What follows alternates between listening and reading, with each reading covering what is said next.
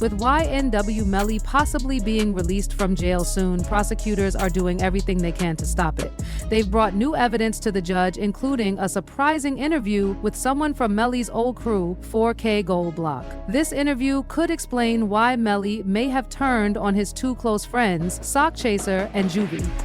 Before his arrest and King Von's tragic passing, Melly and Von were known to be very close. According to the interview, Melly once opened up to Von about a tough situation. He believed his two best friends were trying to come after him for money. The interviewee shared that Melly didn't outright say what was happening, but dropped enough hints to make it clear. You know how people can say things without saying them directly? He explained. The interviewee also mentioned a time when Von got mad at him for sharing something about the situation online. Von told him, "Why'd you post that, bro? You know the bond we all have." But the interviewee responded, "You're standing by them, but they were trying to extort him." He then questioned why Melly stayed close to his friends if they were really trying to take advantage of him.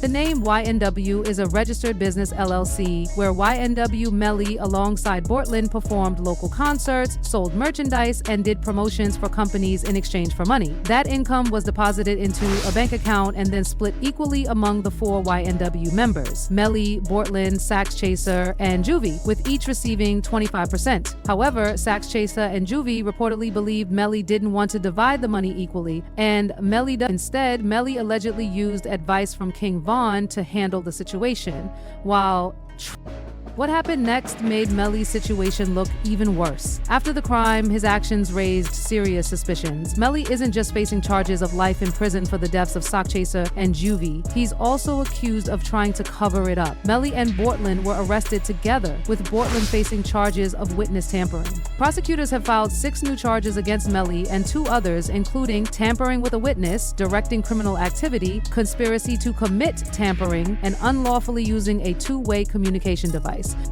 Some of the charges against YNW Melly could land him in prison for life if he's convicted. Prosecutors say that while he's been in jail, Melly has been working behind the scenes to stop his ex-girlfriend from testifying against him. They claim he's made calls from his cell using others to pass on messages, and that his ex knows the full truth. Her father even confirmed this in an interview, revealing how Melly used secret code words to try and keep her quiet. The way Melly was allegedly communicating is wild. Since he's not allowed to use the phone directly, prosecutors say he wrote notes that were passed to other people who would then make calls on his behalf. These messages were sent through multiple people before reaching the intended person. Prosecutors believe this was all part of an effort to stop his ex-girlfriend and possibly others from testifying. YNW Melly's treatment in jail has sparked outrage after his mother's emotional claims went viral. She said Melly hasn't been allowed to use the phone or even see his own mail while in jail, despite not being convicted of any crime. The story has gained so much attention that it's playing a role in his possible release. "My son hasn't been convicted of anything," his mother said, clearly heartbroken. "Even people who have been convicted are allowed to use the phone, write letters, and receive their mail. But with Melly, they're holding his mail and refusing to give it to him. It's not fair. He's being treated like less than human." That said, if the allegations are true that Melly used jail phones to tamper with witnesses, it could explain why he's been restricted. Authorities wouldn't block his access based on a hunch. They likely have solid evidence and are holding on to it for the trial. For Melly's mom, this has been devastating. Jamie King described feeling helpless as she watched her son endure what she feels is unfair treatment behind bars. The situation has stirred up a lot of emotions online, drawing even more attention to Melly's case as it heads to trial. YNW Melly's mother recently spoke out about her son's treatment in jail, and her words were heartbreaking. "As a mother, it's devastating," she said. "It makes me feel completely helpless. The Broward Sheriff's Office is just making up their own rules." She explained that despite trying to take the issue to court, nothing has changed. "We even had a hearing about how he's being mistreated, but the judge can't do much because the jail runs itself. That's not fair. They should have to answer to someone too." Her concerns quickly caught the attention of the media and the entertainment industry. However, not everyone shared her sympathy. Charleston White, a well-known figure, gave his opinion and didn't hold back. "This is how YNW Melly should be living," White said. "He doesn't deserve special treatment just because he's a famous rapper. He's accused of one of the worst crimes you can imagine. I'm happy he's in jail being treated like this." Things got even more intense when people started giving their opinions. Charleston White, never one to hold back, said, "When you take someone's life, homie, you don't have the right to complain about being mistreated." He made it clear that, in his view, Melly got what he deserved. You chose to take someone's life, so you can't cry about what happens to you after. On the other hand, Boosie showed some support for Melly's mom, Jamie King. He spoke about the stress she's been under, saying, "She's real, man. I heard she's been going through a lot. I reached out to her because she's a good woman. I met her and she's been strong through all of this." But as Melly's trial hearing picked back up this week, the attention started to fade a little. When Melly walked into the courtroom for his first hearing, it was clear he wasn't happy. He looked angry and had no haircut. But his mood changed when the judge talked about the possibility of releasing him from jail. Melly went to the conference room where Mel arranged his trial to take place the next day, and there he was released. But at the hearing, Melly's lawyer made a request for more time to decide who would represent him. "He's been in jail for 2159 days, the lawyer pointed out. "How long do you want him to wait to make this decision? I can't control when the investigation ends. That's up to the Broward Sheriff's Office. I'm just asking for at least a day or two." The judge seemed shocked by how long Melly had been locked up and said, "Give us your final reasons by tomorrow as to why he shouldn't be released, or I'll set a bond and let him out." But things quickly took a dramatic turn. The prosecution brought forward new evidence that could change everything. They presented a text message from Melly's phone, sent just hours after the crime. In the message, when someone from the P. Gambino account asked if he was okay, Melly responded with, "I did that," and added a smiley face emoji. The case took another shocking turn when more evidence from Melly's phone was revealed. Along with those strange text messages, investigators found a video from someone's Facebook Live. This video showed Melly and YNW Borland just 6 hours after the crime. In the video, Melly is seen acting surprisingly upbeat, telling people to stay positive despite everything that had happened. His calmness made many people wonder how he could be so relaxed after such a serious crime. But that wasn't all. The feds uncovered even more shocking evidence. YNW Borland had drawn a map on a piece of paper showing where all the jurors were sitting during Melly's original trial. This map was found inside a suitcase when the feds raided Borland's home. The images of these notes, which detailed the jurors' seating arrangement, were shared with the public after the raid. It raised serious questions about what Borland's role might be in all of this and what he was planning.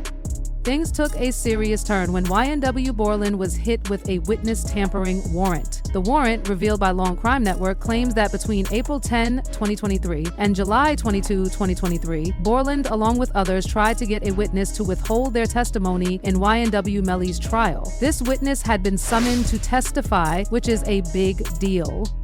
The dates in the warrant are especially important because jury selection for Melly's trial started in mid-April, and shockingly, the judge declared a mistrial on July 21st. The same day, Borland allegedly tried to interfere with the witness. This is a huge violation because tampering with a witness is illegal. Jurors are supposed to stay protected and anonymous throughout the whole trial process, and Borland's actions seem to put that at risk.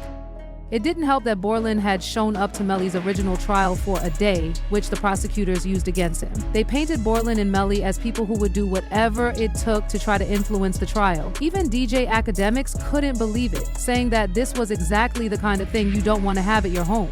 The whole situation got even crazier when people started asking, how in the world did YNW Borland have a notebook with the jurors' details in his house? It was like something straight out of a crime movie. Imagine having surveillance footage of a crime right in your DVD player. It was totally wild. The feds raided his home and they found a map of where all the jurors were sitting in Melly's trial. It was hard to believe, and it made the judge seriously rethink whether or not Melly should be allowed out of jail.